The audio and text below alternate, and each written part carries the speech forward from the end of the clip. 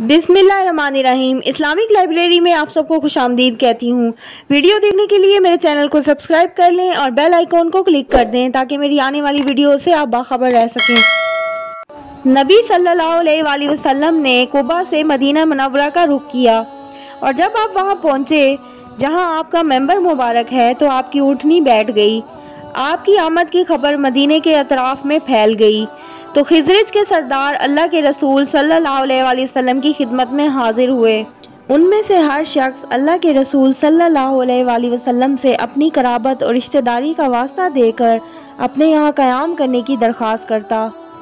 हज़रत अबू अय्यूब अंसारी रज़ी अल्लाह अन्हु भीड़ को चीरते हुए अल्लाह के रसूल सल्लल्लाहु अलैहि वसल्लम के पास आए और ऊँटनी की नकील पकड़ ली और तेज़ी से अपने घर की तरफ बढ़े।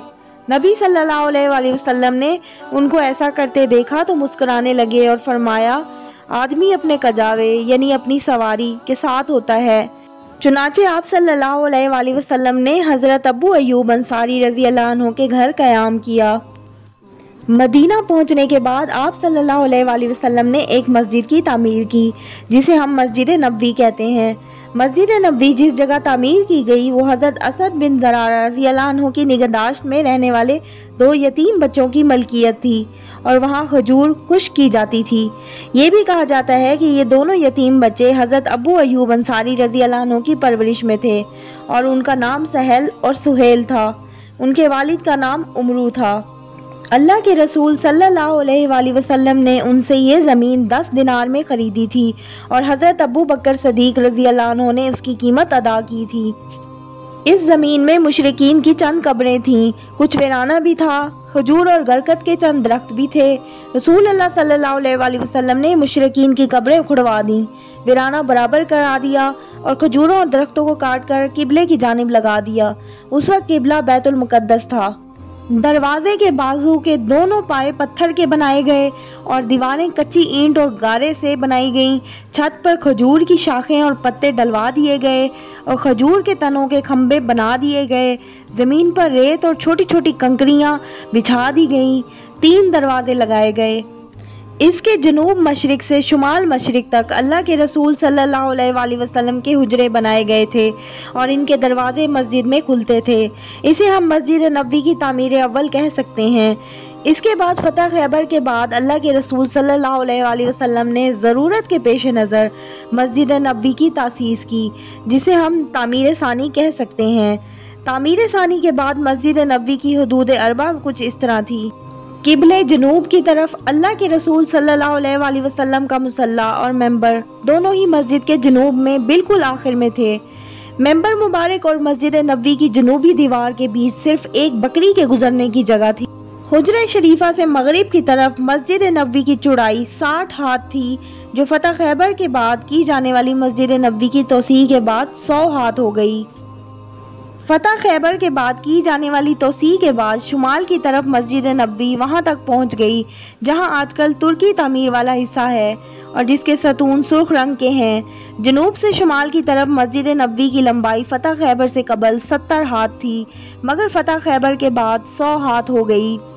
उस वक्त के आखिरी सतूनों पर आज भी हद्दु मस्जिद नबवी लिखा हुआ है। मेंबर मुबारक से मशरिक की तरफ 5वें सतून के बाद 4 हाथ तक मस्जिद नबवी की आखिरी हद थी। ये हिस्सा अब हुजरे हाय मुबारक की जालियों के अंदर जा चुका है। वाज़े हो के रियाजुल जन्ना का बहुत सारा हिस्सा हुजरा शरीफा की जालियों के अंदर दाखिल हो गया है। मगरिब की तरफ मस्जिद नबवी की हद उन सतूनों तक थी जिन पर आज भी हद मस्जिद नबवी सल्लल्लाहु अलैहि वसल्लम लिखा हुआ है, यानी हुजरा शरीफा से मुत्तसिल सतून से मगरिब की तरफ अगर शुमार करें तो ये 7वां सतून होगा। ये भी वाज़े हो कि इन सतूनों में से 2 सतून अल्लाह के रसूल सल्लल्लाहु अलैहि वसल्लम ने फतह खैबर के बाद उनकी तोसी में इजाफा किया था। ये सतून पहले सुर्ख रंग के थे मगर बाद में उन्हें बादामी रंग से रंग दिया गया था। इस तरह शुमाल की तरफ जो 2 आखिरी सतून हैं वो भी फतह खैबर के बाद की तोसी के हैं। बाज़ हज़रात का ख्याल है कि इस तरफ की तोसी में 4 सतून का इजाफा किया गया था। मस्जिद नबवी की पहली तामीर में इसकी छत की ऊंचाई 5 हाथ थी। अलबत्ता फतह खैबर के बाद की तोसी में ये ऊंचाई 7 हाथ हो गई।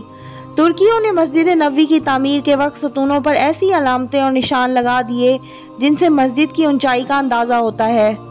नबी सल्लल्लाहु अलैहि वसल्लम के ज़माने में मस्जिद का अक्सर हिस्सा छत वाला था, मगर शुमाल और मगरिब की तरफ से बाज़ हिस्से पर छत नहीं डाली जा सकी थी।